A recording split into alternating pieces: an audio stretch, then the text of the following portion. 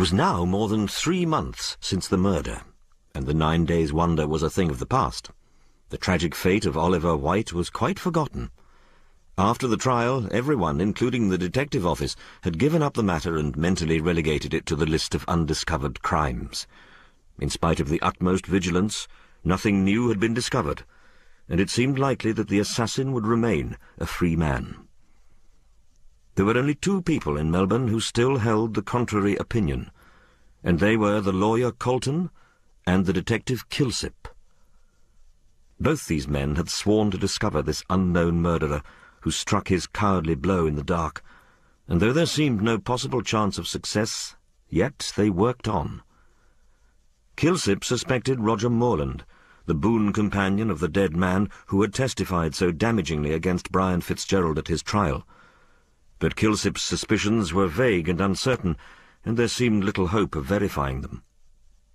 The barrister did not as yet suspect any particular person, but he thought that when Fitzgerald told him the secret which Rosanna Moore had confided to his keeping, the real murderer would soon be discovered. Brian had been back in Melbourne almost a week, but though he had fully determined to do so, he had not yet been to Colton to tell all. He felt keenly his recent position in the prisoner's dock, and would see no one, nor would he mix with his former friends, so great was his dread of being stared at. Now, as he was sitting in his room smoking, his landlady entered with a telegram. Brian tore open the envelope and found the message was from Madge, to say that they had returned from the country and to ask him to dine with them that evening. Brian folded up the telegram, then rising from his seat, he walked moodily up and down the room, with his hands in his pockets. "So he is here," said the young man aloud, "and I shall have to meet him and shake hands with him, knowing all the time what he is. If it were not for Madge, I'd leave this place at once, but after the way she stood by me in my trouble, I should be a coward if I did so." Brian sent a reply to Madge, saying that he would come that evening, but not to dinner. The garden looked charming in the moonlight, with the black, dense cypress trees standing up against the sky, and the great fountain splashing cool and silvery. There was a heavily foliaged oak by the gate, and Madge strolled down the path and stood under it in the shadow, listening to the whisper and rustle of its leaves. Then she heard the iron gate open and shut with a clash, and springing to her feet, saw someone coming up the path in a light coat and soft hat. "Oh, it's you at last, Brian. Why did you not come before?" "Not being Brian, I can't say," answered her father's voice. Madge burst out laughing. "What an absurd mistake! I thought you were Brian." "Indeed?" "Yes. In that hat and coat I couldn't tell the difference in the moonlight." "Nonsense, child. You're fanciful." And turning on his heel, he walked rapidly towards the house, leaving Madge staring after him in astonishment, as well she might, for her father had never spoken to her so roughly before. Wondering at the cause of his sudden anger, she stood spellbound, until there came a step behind her and a soft, low whistle. She turned with a scream, and saw Brian smiling at her. "Oh, it's you," she cried with a pout, as he caught her in his arms and kissed her. "Only me," said Brian ungrammatically. "Disappointing, isn't it?" "Oh, fearfully." Arm in arm they walked towards the house. "Do you know, I made such a curious mistake just now. I thought Papa was you.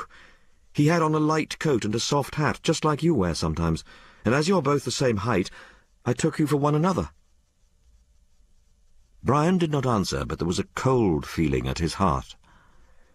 They went into the drawing-room and found that Mr. Frettlby had gone up to his study and did not want to be disturbed. Madge sat down to the piano, but before she struck a note, Brian took both her hands prisoners.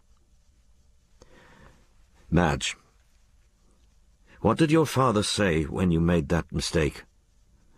"He was very angry, quite cross. I'm sure I don't know why." Brian sighed as he released her hands, and was about to reply when the visitor's bell sounded. They heard the servant answer it, and then someone was taken upstairs to Mr. Frettlby's study. When the footman came in to light the gas, Madge asked who it was that had come to the door. "I don't know, miss." "But I thought that Papa said he was not to be disturbed." "Yes, miss, but the gentleman had an appointment with him." "Poor Papa! He has always got such a lot to do." Left to themselves, Madge began playing Waldteufel's latest waltz, a dreamy, haunting melody with a touch of sadness in it. Brian, lying lazily on the sofa, listened. Suddenly Madge stopped playing as she heard a loud cry, evidently proceeding from her father's study. Recollecting Dr. Chinston's warning about his health, she ran out of the room and upstairs, leaving Brian rather puzzled by her unceremonious departure, for though he had heard the cry, yet he did not attach much importance to it. Madge knocked at the study door, and then she tried to open it, but it was locked. "Who's there?" asked her father from inside. "Only me, Papa. I thought you were—" No, I'm all right. Go downstairs. I'll join you shortly." Madge went back down, only half satisfied with the explanation. She found Brian waiting at the foot of the staircase with rather an anxious face. "What's the matter?" "Papa says nothing, but I'm sure he must have been startled, or he would not have cried out like that." She told him what Dr. Chinston had said about the state of her father's heart, a recital which shocked Brian greatly. They did not return to the drawing-room, but went out on the veranda, where, after wrapping a cloak around Madge, Fitzgerald lit a cigarette. They sat down at the far end, somewhat in the shadow, and could see the hall door wide open and a warm flood of mellow light pouring therefrom. After about a quarter of an hour, Madge's alarm about her father having somewhat subsided, they were chatting on indifferent subjects, when a man came out of the hall door and paused for a moment on the steps of the veranda. He was dressed in rather a fashionable suit of clothes, but in spite of the heat of the night he had a thick white silk scarf round his throat. He turned to look back at the house, not seeing the lovers. "That's rather a cool individual," said Brian, removing his cigarette from between his lips. "I wonder what— Good God! Roger Morland!"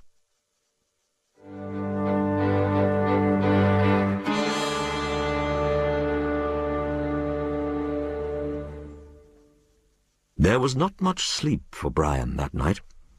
He left Madge almost immediately and went home, but he did not go to bed.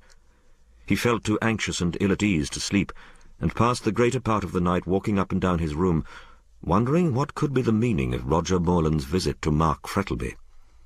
The man had no acquaintance with the millionaire, and yet he called by appointment. It is true he might have been in poverty, and Frettlby being well known as an extremely generous man, Morland might have called on him for money. But then the cry which Frettlby had given proved that he had been startled.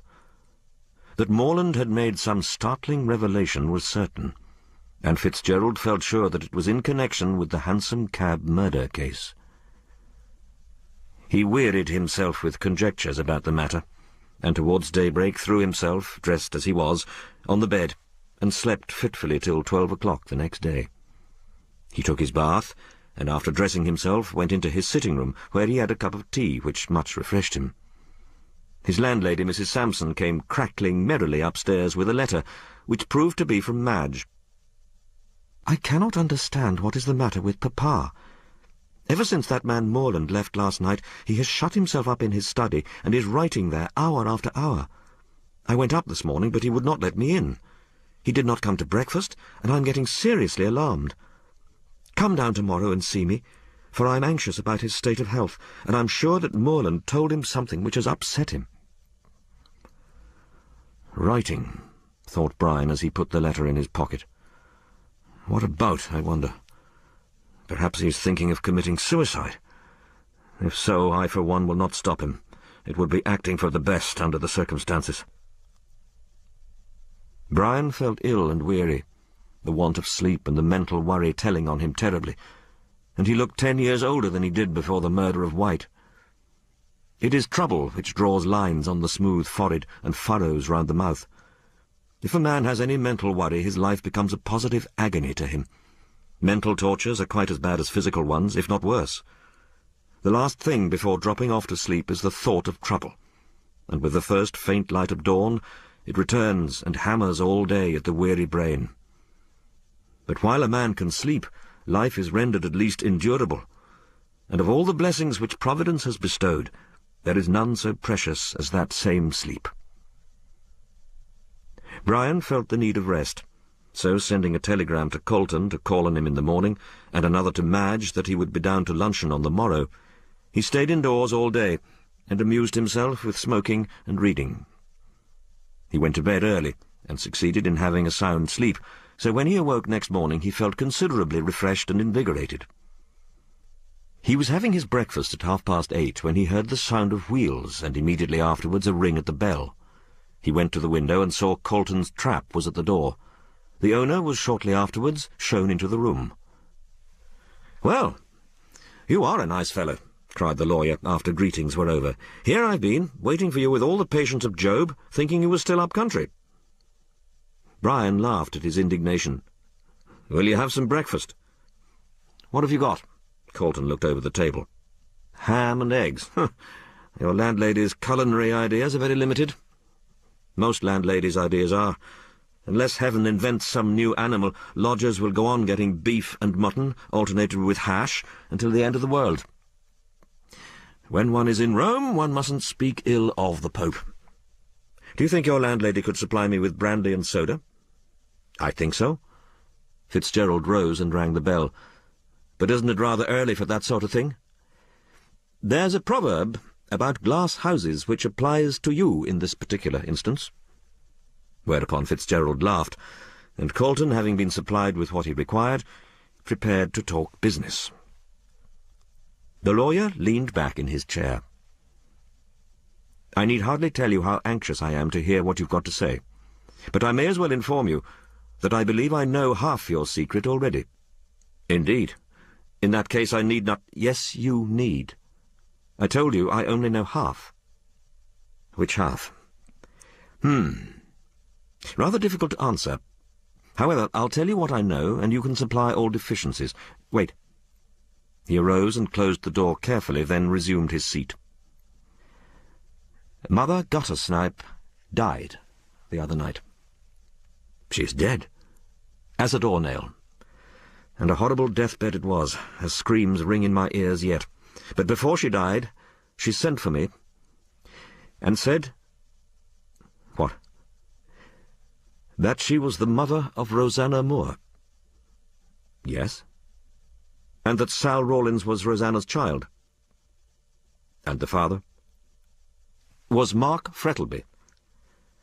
"Ah." The lawyer leaned forward expectantly. "That is all I know.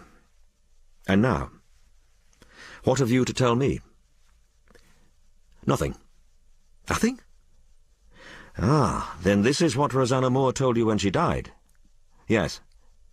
"Then why have you made such a mystery about it?" "You ask that?" Fitzgerald looked up in surprise. "If I had told it, don't you see what difference it would have made to Madge?" "I'm sure I don't." "I suppose you mean Frettlby's connection with Rosanna Moore. Well, of course, it was not a very creditable thing for her to have been Frettlby's mistress, but still, his mistress." "Then you don't know all." "What do you mean? Was she not his mistress?" "No. His wife." Colton sprang to his feet.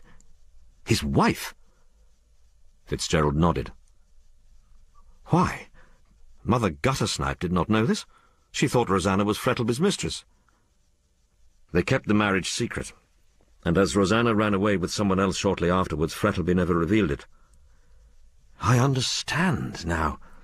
For if Mark Frettlby was lawfully married to Rosanna Moore, then Madge is illegitimate." "Yes, and she now occupies the place which Sal Rawlins, or rather Sal Frettlby, ought to hold." Colton's face grew a little sad. "Poor girl. But all this does not explain the mystery of White's murder." When Rosanna and White left England and returned to Australia, it was for the purpose of extorting money from Frettlby. When they arrived in Melbourne, Rosanna let White do all the business and kept herself quiet. She gave her marriage certificate to White, and he had it on him the night he was murdered. So that was the mysterious and precious paper which White carried about with him. It was. Then Gorby was right. The man to whom that document was valuable did murder White. Can you doubt it? And that man was... Not Mark Frettlby. Surely not Mark Frettlby. Brian nodded soberly.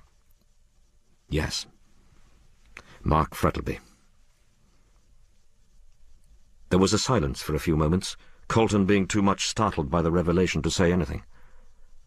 He saw that certificate as the only proof of Rosanna's story. Without it, she and White would be powerless, and his secret safe. When did you discover this? At the time you first came to see me in prison. When you said that White was murdered for the sake of a certain document. I knew full well what it was, and to whom it was of value, and I guessed immediately that Mark Frettlby had killed White in order to obtain it. The barrister sighed. There can be no doubt of it. So this is the reason Frettlby wanted Madge to marry White.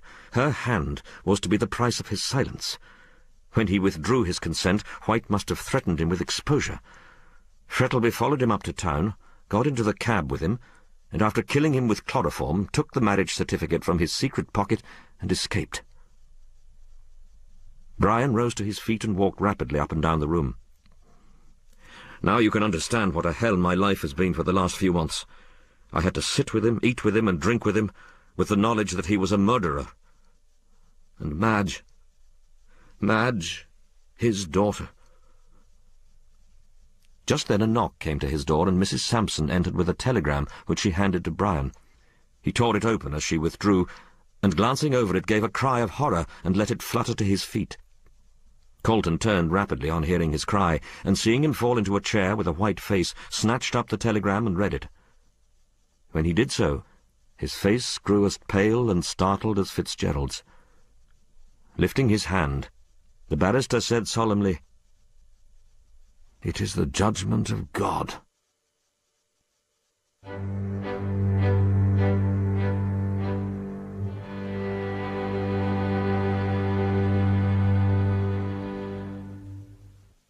Every action, good or bad, which we do, has its corresponding reward.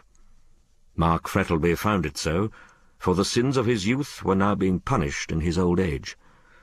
That relentless deity Nemesis had been an unseen spectator of all his thoughtless actions, and now she came to demand her just dues. Frettlby was thunderstruck when White arrived from England with the information that his first wife still lived, and that the daughter of his second was illegitimate. Sooner than risk exposure, Frettlby agreed to anything. But White's demands became too exorbitant, and he refused to comply with them. On White's death he again breathed freely, when suddenly a second possessor of his fatal secret started up in the person of Roger Morland. Frettlby foresaw that the friend of the murdered man would be his master, and his life would be one long misery, while after his death Morland would probably publish the whole ghastly story and defame the memory of the widely respected millionaire. What is it that Shakespeare says? Good name in man or woman is the immediate jewel of their souls. After all these years of spotless living, was he to be dragged down to the depths of infamy and degradation by a man like Morland? Already, in fancy, he heard the jeering cries of his fellow men, and saw the finger of scorn point at him. He, the great Mark Frettlby, famous throughout Australia for his honesty, integrity, and generosity. No, it could not be. And yet this would surely happen, unless he took means to prevent it. The day after he had seen Morland, and knew that his secret was no longer safe, since it was in the power of a man who might reveal it at any moment in a drunken fit, or out of sheer maliciousness, Frettlby sat at his desk writing. There seemed to be only one way open to him. He would write a confession of everything from the time he had first met Rosanna, and then death. His secret would then be safe. Safe? No, it could not be safe while Morland lived. When he was dead, Morland would see Madge and embitter her life with the story of her father's sins. He must live to protect her, and drag his weary chain of bitter remembrance through life. But still he would write out his confession, and after his death, whenever it may happen, it might help at least to secure some pity for a man who had been hardly dealt with by fate. His resolution taken, Frettlby put it into force at once, and sat all day at his desk, filling page after page with the history of his past life, which was so bitter to him. It was quite dark when he had finished, and while sitting in the twilight looking dreamily at the sheets scattered all over his desk, he heard a knock at the door and his daughter's voice asking if he was coming to dinner. All day long he had closed his door against everyone, but now, his task being ended, he collected all the closely written sheets together, placed them in a drawer of his escritoire, which he locked, and then opened the door. Madge entered rapidly and embraced him.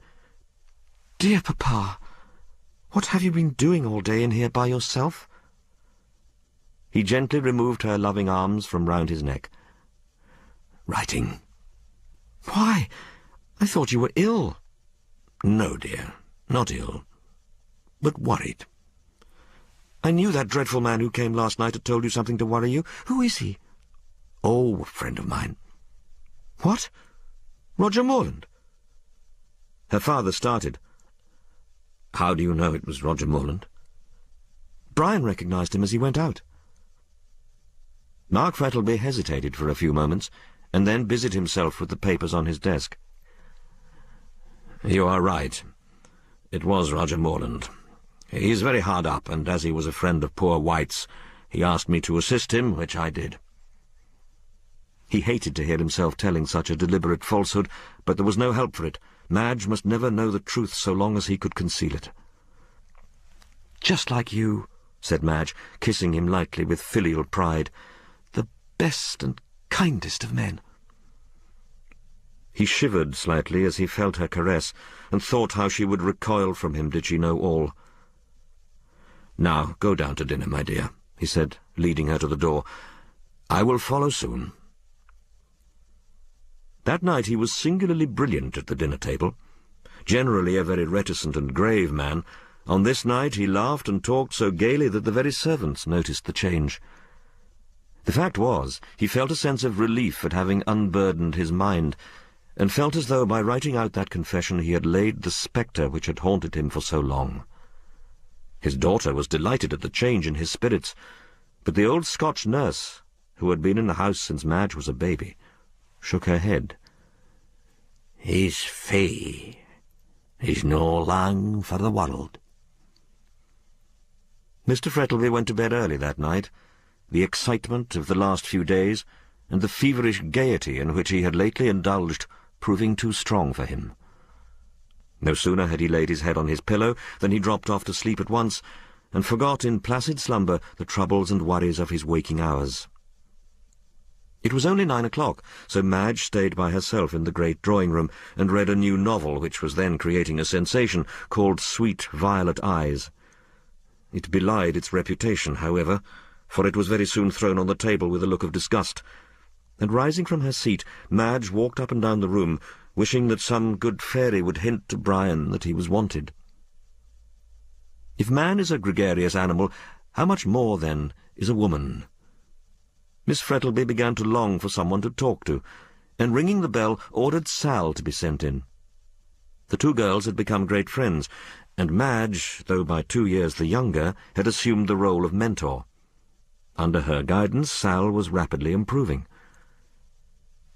It was a strange irony of fate which brought together these two children of the same father, each with such different histories, the one reared in luxury and affluence, never having known want, the other dragged up in the gutter, all unsexed and besmirched by the life she had led. It was the last thing in the world Mark Frettlby would have thought of seeing, his and Rosanna Moore's child, whom he believed as dead as he once had her mother, under the same roof as his daughter Madge. The room was almost in darkness, only one lamp being lighted. Near this one circle of soft light sat Madge and Sal, talking gaily, and away on the left-hand side they could see the open door and a warm flood of light pouring in from the hall.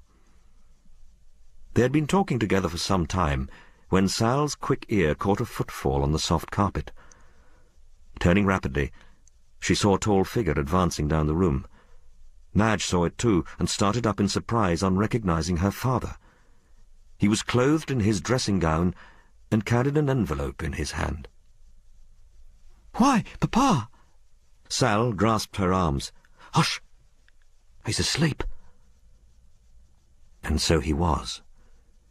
In accordance with the dictates of the excited brain, the weary body had risen from the bed and wandered about the house. The two girls, drawing back into the shadow, watched him with bated breath as he came slowly down the room. In a few moments he was within the circle of light, and moving noiselessly along, he laid the envelope he carried on the table. It was a large blue envelope, much worn, with writing in red ink on it, and Sal recognized it at once as the one she had seen in the possession of the dead woman. Frettleby opened the envelope and took therefrom a yellow, frayed piece of paper, which he spread out on the table. Madge bent forward to see it, but Sal, with a sudden terror, drew her back. "For God's sake, miss, no!" But it was too late. Madge had caught sight of the words on the paper. Marriage, Rosanna Moore, Mark Frettleby, and the whole awful truth flashed upon her. This was the document Rosanna Moore had handed to White. White had been murdered by the man to whom it was of great value. "Oh, my father!" She staggered blindly forward, and then with one piercing shriek fell to the ground. In doing so she struck against her father, who was still standing beside the table. Awakened suddenly, with that wild scream in his ears, he opened his eyes wide, put out feeble hands as if to keep something back, and with a strangled cry fell dead on the floor beside his daughter.